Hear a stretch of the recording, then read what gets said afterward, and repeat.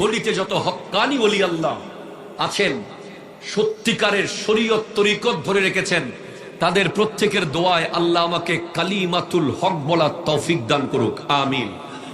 একটু জোরে বলেন। আপনাকে একটা কথা বলি, আপনাদের চাঁদপুরে কে এজিদ নামের কেউ আছে? নাই ভাই? আচ্ছা, মানুষ তো নাই বুঝলাম, কোন পশু, কোন পাখি, কোন কুকুর? মানুষ তো কুকুরের নামও রাখে, রাখে না? রাখে না? রাখে না? বড় বড় লোকেরা কুকুরের নাম রাখে টম, জন, পপ। কিন্তু 61 হিজরির পর থেকে আজকের দিন পর্যন্ত মানুষ তো দূরের কথা, কোন কুকুরের নামও এজিদ রাখা হয় নাই। কথা জোরে বলো, ঠিক কিনা? জোরে বলো।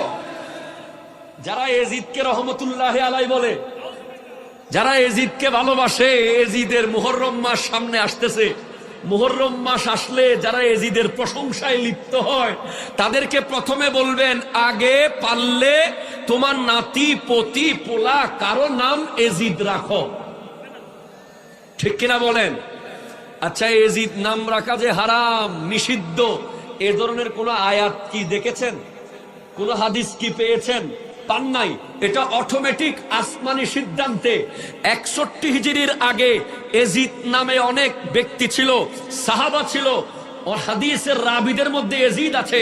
কিন্তু 61 হিজরির পর থেকে, কারবালার পর থেকে আর কারো নাম এজিদ রাখা হয় নাই। কারণ এমন জুলুম করেছে, কেউ যদি নাম রাখে বলবে, ওই এজিদ যে তো পাই নাই, তোরে পাইছি, আয় তোরে বানাই। ঠিক কিনা? কথা জোরে কন। আচ্ছা বলেন তো, কেউ মীর জাফর আছে? কেউ নাই? কি করে? এত সুন্দর নাম, মীর জাফর। জাফর রাখেন নাই কেউ? জাফর আছে, আবার কয় অন্য জায়গায় মীর আছে। ঠিক কিনা? জোরে বলেন।